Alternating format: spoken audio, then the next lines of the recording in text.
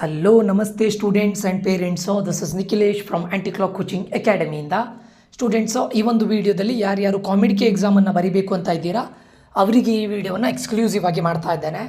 And ಈ ಕಾಮಿಡಿಕೆ ಅನ್ನೋ exam ಬಗ್ಗೆ ಎಲ್ಲರಿಗೂ ಗೊತ್ತಿದೆ ಅಂತ ಅಂದ್ಕೊಳ್ತೇನೆ. ಸೊ ಇದರಲ್ಲಿ ಈಗ ಕರ್ನಾಟಕದ ಸ್ಟೂಡೆಂಟ್ಸ್ಗಳು ಕೂಡ ಕಾಮಿಡಿಕೆ ಎಕ್ಸಾಮನ್ನು ಬರೀತಾರೆ. ಆ್ಯಂಡ್ KCETಗೆ ಯಾರ್ಯಾರು ಆಲ್ರೆಡಿ ರಿಜಿಸ್ಟರ್ ಮಾಡಿದರೆ anyway you are writing KCET.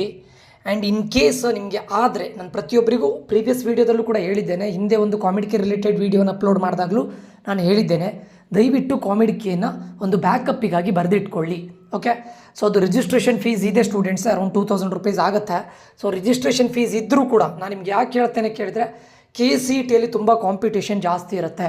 Comparatively ಕಾಮಿಡಿಕೆಗೆ compare ಮಾಡಿದರೆ KCETಯಲ್ಲಿ ಕಾಂಪಿಟೇಷನ್ ಜಾಸ್ತಿ ಇರುತ್ತೆ. ಓಕೆ, ಸೊ ಅದ್ರ ರಿಲೇಟೆಡ್ ಕಾಮಿಡಿಕೆ ವರ್ಸಸ್ KCET ರಿಲೇಟೆಡ್ ಒಂದು ಸಪ್ರೇಟ್ ವೀಡಿಯೋವನ್ನು ನಾನು ಅಪ್ಲೋಡ್ ಮಾಡ್ತೇನೆ. ಅದಕ್ಕಿಂತ ಮುಂಚೆ ಯಾಕಂತ ಕೇಳಿದ್ರೆ ಇದ್ರ ಲಾಸ್ಟ್ ಡೇಟ್ ಬಂದುಬಿಟ್ಟು 20th ಮಾರ್ಚ್. ಓಕೆ, ಇನ್ನು 2-3 ಡೇಸ್ ಇದೆ. ಯಾರ್ಯಾರು ಅಪ್ಲೈ ಮಾಡಬೇಕು ಅಂತ ಇದ್ದೀರಾ, ಇನ್ನೂ ಅಪ್ಲೈ ಮಾಡಿಲ್ಲ, ದಯವಿಟ್ಟು ಆದಷ್ಟು ಬೇಗ ಕಾಮಿಡಿಕೆಗೆ ರಿಜಿಸ್ಟರ್ ಮಾಡಿಕೊಳ್ಳಿ. ಅದರಲ್ಲೂ ಕೂಡ ನಾನು ಕರ್ನಾಟಕದ ಯಾರ್ಯಾರು ಕಲ್ಯಾಣ ಕರ್ನಾಟಕ ರೀಜನ್ ಸ್ಟೂಡೆಂಟ್ಸ್ ಇದ್ದೀರಲ್ಲ, ದಯವಿಟ್ಟು ನೀವು ಕಾಮಿಡಿಕೆಗೆ ರಿಜಿಸ್ಟರ್ ಮಾಡಿ.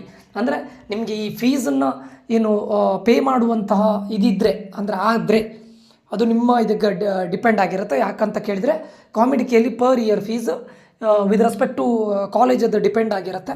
3 lakh to 3,50,000ವರೆಗೂ ಆಗುತ್ತೆ. ಕೆಲವೊಂದು ಕಾಲೇಜಲ್ಲಿ 2,50,000 ಒಳಗಡೆನೂ ಆಗುತ್ತೆ. ಓಕೆ, ಸೊ ನಿಮಗೆ per year fees 3 lakh to 3,50,000 ಕೊಡಲಿಕ್ಕೆ ಓಕೆ ಅಂತ ಆದರೆ, ಅದು ನೀವು ಕೆಲವೊಂದು ಟೈಮ್ ಏನಾಗುತ್ತೆ ಅಂತ ಕೇಳಿದರೆ, ನಿಮಗೆ ಟಾಪ್ ಕಾಲೇಜಲ್ಲಿ ಇದು ಸಿಗೋದಿದ್ರೆ, ಸೀಟ್ ಸಿಗೋದಿದ್ರೆ, ಸೊ ಅದು ವರ್ತ್ ಆಗುತ್ತೆ. 3 lakh 3,50,000 ತುಂಬ ವರ್ತ್ ಆಗುತ್ತೆ. ಅಂಥ ಟೈಮಲ್ಲಿ ನೀವು ಬ್ಯಾಕಪ್ಪಿಗೋಸ್ಕರ ಕಾಮಿಡಿಕೆಯನ್ನು ಬರೆದಿಟ್ಕೊಳ್ಳಿ ದಯವಿಟ್ಟು. ಅದು ನಾನು ಎಸ್ಪೆಷಲಿ ಹೇಳ್ತಾ ಇರೋದು ಕಲ್ಯಾಣ ಕರ್ನಾಟಕ ರೀಜನ್ ಸ್ಟೂಡೆಂಟ್ಸ್ಗಳಿಗೆ. ಯಾಕೆ ಕೇಳಿದರೆ, ಕಾಮಿಡಿಕೆಯಲ್ಲಿ ನಮ್ಮ ಕರ್ನಾಟಕದಿಂದ ಇರೋವಂಥ ರಿಸರ್ವೇಷನ್ ಎರಡೇ. ಒಂದು ಏನಂತ ಕೇಳಿದರೆ ಜನರಲ್ ಮೆರಿಟ್ ಕ್ಯಾಂಡಿಡೇಟ್, ಇನ್ನೊಂದು ಕಲ್ಯಾಣ ಕರ್ನಾಟಕ ರೀಜನ್ ಸ್ಟೂಡೆಂಟ್ಸ್ಗಳು. ಅದು ಬಿಟ್ಟರೆ ಇಲ್ಲಿ SC ST ಮತ್ತು OBC ಕ್ಯಾಟಗರಿಯವರಿಗೆ ಇನ್ ಕೇಸ್ ಬೋರ್ಡ್ಸಲ್ಲಿ ನಿಮಗೆ PCMಲ್ಲಿ 45% ಇಲ್ಲದೆ ಇದ್ದರೂ ಕೂಡ, ನಿಮಗೆ 40% ಇದ್ದರೆ ಅದಕ್ಕೊಂದು ರಿಲ್ಯಾಕ್ಸೇಷನ್ ಒಂದು ಇದೆ. ಬಿಟ್ಟರೆ ಸ್ಪೆಷಲ್ ರಿಸರ್ವೇಷನ್ ಇಲ್ಲ. ಯಾರಿಗೆ ಯಾವುದೇ ಆದಂತಹ ಕಾಸ್ಟ್ ಬೇಸಿಸ್ ಮೇಲೆ, ಕ್ಯಾಟಗರಿ ಬೇಸಿಸ್ ಮೇಲೆ ಇಲ್ಲಿ ರಿಸರ್ವೇಷನ್ ಇಲ್ಲ. ಇಲ್ಲಿರೋದು reservation based on Kalyana Karnataka region ಸ್ಟೂಡೆಂಟ್ಸ್ಗಳಿಗೆ ಮಾತ್ರ. ಮತ್ತು ಇನ್ನೊಂದು ಯಾರು ಕೇಳಿದರೆ ಜನರಲ್ ಮೆರಿಟ್ ಸ್ಟೂಡೆಂಟ್ಸ್ಗಳು, ದಯವಿಟ್ಟು ನೀವು ಕೂಡ please register for COMEDK. 3 lakh to 3,50,000 fees ಆಗುತ್ತೆ. ನಿಮ್ಗೆ ಓಕೆ ಅಂತಾದರೆ ಅದರ್ OBC ಕ್ಯಾಂಡಿಡೇಟ್ಸ್ಗಳು ಮಾಡ್ಬೋದು, ನಾನು ಮಾಡಬೇಡಿ ಅಂತ ಹೇಳ್ತಾ ಇಲ್ಲ. ಬಟ್ ನಾನು ಸ್ಪೆಸಿಫಿಕಲಿ ಇವರಿಗೆ ಮೆನ್ಷನ್ ಮಾಡ್ತಾ ಇರೋದು.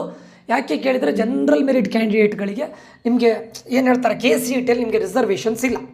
ಇನ್ ಕೇಸ್ ನಿಮಗೆ ಎಕ್ಸ್ಪೆಕ್ಟೆಡ್ ಆಗಿ ಇನ್ ಕೇಸ್ ರ್ಯಾಂಕ್ ಬರದೇ ಇದ್ದರೆ KCETಯಲ್ಲಿ ಕಾಮಿಡಿಕೆ ಒಂದು ಬ್ಯಾಕಪ್ ಪ್ಲ್ಯಾನ್ ಆಗಿದ್ದರೆ, ಅಲ್ಲಿ ಹೇಗಿದ್ದರೂ ಇರೋದು KKR ಮತ್ತು ಜನರಲ್ ಮೆರಿಟ್, ಕಲ್ಯಾಣ ಕರ್ನಾಟಕ ರೀಜನ್ ಮತ್ತು ಜನರಲ್ ಮೆರಿಟ್ ಮಾತ್ರ ಇರೋದು ಇಲ್ಲಿ ಕಾಮಿಡಿಕೆಯಲ್ಲಿ. ಇನ್ ಕೇಸ್ ನಿಮಗೆ ಕಾಮಿಡಿಕೆಯಲ್ಲಿ ಒಳ್ಳೆ ರ್ಯಾಂಕ್ ಬಂದು 3rd ರೌಂಡಲ್ಲಿ KCETಗಿಂತ ಒಳ್ಳೆ ಕಾಲೇಜುಗಳು ಸಿಕ್ಕಿದರೆ, ಅಂದರೆ ಈಗ ಟಾಪ್ 10ನಲ್ಲೋ 15ನಲ್ಲೋ ಸಿಗೋದಾಗಿದ್ದರೆ ಅದು ನಿಮ್ಗೆ ತುಂಬ ಯೂಸ್ಫುಲ್ ಆಗುತ್ತೆ. ಅದಕ್ಕೋಸ್ಕರ ಜನರಲ್ ಮೆರಿಟ್ ಕ್ಯಾಂಡಿಡೇಟ್ಸು ಮತ್ತು ಕಲ್ಯಾಣ ಕರ್ನಾಟಕ ರೀಜನ್ ಸ್ಟೂಡೆಂಟ್ಸ್ಗಳು ದಯವಿಟ್ಟು ರಿಜಿಸ್ಟರ್ ಮಾಡಿ. ಸರ್, ಹಾಗಾದರೆ ಅದರ್ OBC ಕ್ಯಾಂಡಿಡೇಟ್ಸ್ಗಳು, SC ST ಕ್ಯಾಂಡಿಡೇಟ್ಸ್ಗಳು ಮಾಡೋದು ಬೇಡವಾ? ನಿಮಗೆ ಕೆಪೇಬಿಲಿಟಿ ಇದ್ದರೆ, ಅಂದರೆ ನಾನು ಹೇಳೋದು, ಸರ್ ನನಗೆ ಓಕೆ, ನನ್ನ ಪೇರೆಂಟ್ಸ್ಗಳು, ನೀವು ಪೇರೆಂಟ್ಸ್ಗಳಾಗಿದ್ದರೆ ಅಥವಾ ಸ್ಟೂಡೆಂಟ್ಸ್ಗಳಾಗಿದ್ದರೆ ನನಗೆ ಓಕೆ, ಏನು ಪ್ರಾಬ್ಲಮ್ ಇಲ್ಲ, ನಮ್ಮದು 3 lakhs ನನಗೆ ಇನ್ ಕೇಸ್ ಒಳ್ಳೆ ಕಾಲೇಜ್ ಸಿಗುತ್ತೆ ಅಂತ ಆದರೆ ಕಾಮಿಡಿಕೆಯಲ್ಲಿ ನಾನು ಇವಾಗ ರಿಜಿಸ್ಟರ್ ಮಾಡ್ತೇನೆ ಅಂತಿದ್ರೆ ದಯವಿಟ್ಟು ರಿಜಿಸ್ಟರ್ ಮಾಡ್ಕೊಳ್ಳಿ. ಓಕೆ, ಸೊ ನಿಮಗೆ ಅದಾದ ನಂತರ ನೀವು KCET ಮತ್ತು ಕಾಮಿಡಿಕೆಯಲ್ಲಿ ಯಾವುದಕ್ಕೆ ಹೋಗ್ಬೋದು, ಯಾವುದಕ್ಕೆ ಹೋದರೆ ಬೆಟರು, ಅದೆಲ್ಲದನ್ನು ನಾನು ಗೈಡೆನ್ಸನ್ನು ಕೊಡ್ತೇನೆ.